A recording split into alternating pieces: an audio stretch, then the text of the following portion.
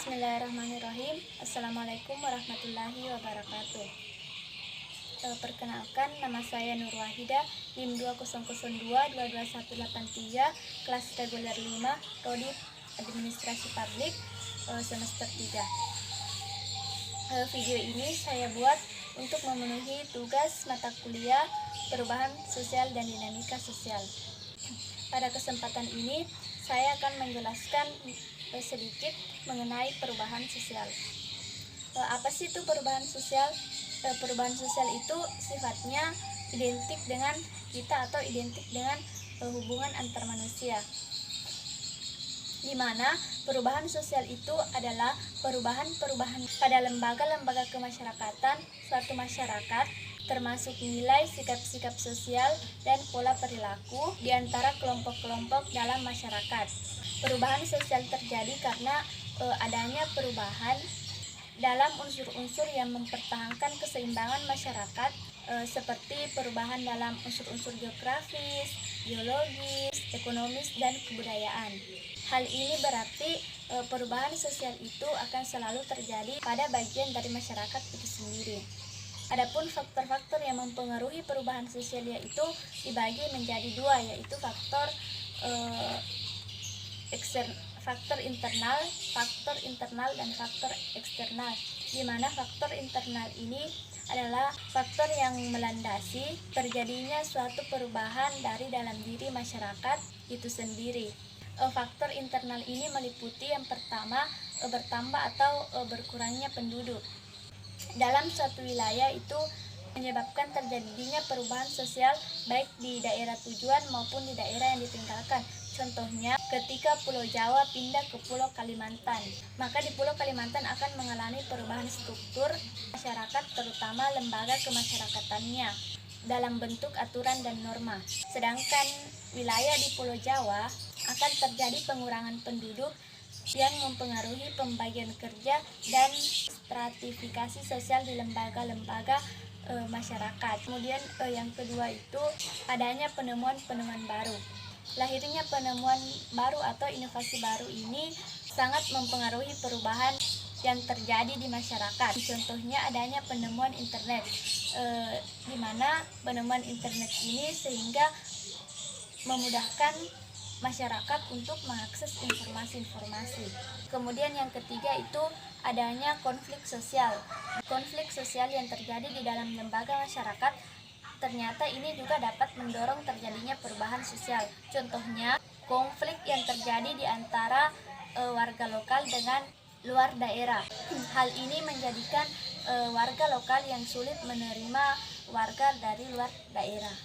Kemudian yang keempat, terjadinya pemberontakan atau revolusi. Pemberontakan terjadi karena adanya ketidakpuasan masyarakat terhadap sistem pemerintahan. Kemudian yang kedua itu faktor eksternal, di mana faktor eksternal ini adalah faktor-faktor penyebab perubahan sosial yang berasal dari luar masyarakat. Contohnya yang pertama, perubahan lingkungan alam, yaitu perubahan yang terjadi akibat bencana alam seperti banjir, tanah longsor, gempa bumi, tsunami, puting beliung, dan sebagainya. Dalam kategori ini termasuk perubahan lingkungan alam. Kategori ini perubahan lingkungan karena alam yang dirusak manusia menjadi salah satu penyebab faktor terjadinya perubahan sosial. Kemudian yang kedua, peperangan. Peperangan yang dimenangkan oleh pihak lawan dapat menyebabkan terjadinya perubahan sosial di wilayah yang mengalami kegagalan. Kemudian yang ketiga, pengaruh kebudayaan masyarakat lain. Maksudnya pengaruh kebudayaan asing ke suatu daerah melalui proses pertukaran budaya maupun media massa dapat mempengaruhi kebudayaan asli di wilayah tersebut. Lanjut, dampak perubahan sosial.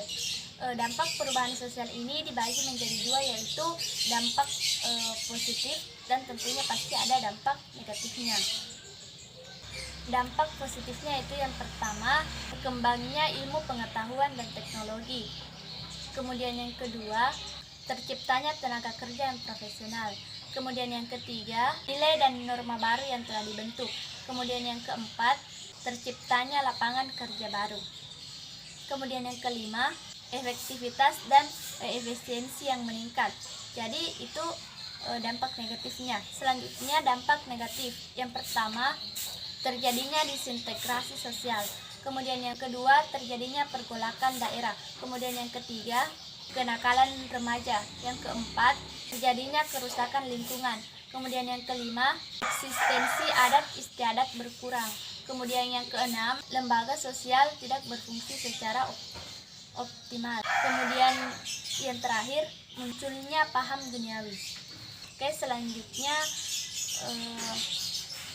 klasifikasi atau bentuk-bentuk perubahan sosial. Yang pertama, perubahan evolusi dan perubahan revolusi, di mana perubahan evolusi ini perubahan yang terjadi secara lambat, sedangkan perubahan revolusi itu sebaliknya.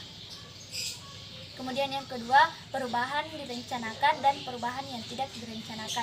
Kemudian yang terakhir, perubahan berpengaruh besar dan perubahan berpengaruh kecil. Jadi dapat kita simpulkan bahwa perubahan sosial itu adalah lembaga-lembaga kemasyarakatan. Artinya bahwa suatu perubahan yang terjadi antara individu dan kelompok, antar nilai, sikap, pola perilaku kita dalam kehidupan sehari-hari. Mungkin hanya itu yang dapat saya jelaskan atau saya sampaikan mengenai perubahan sosial. Sekian dan terima kasih. Assalamualaikum warahmatullahi wabarakatuh.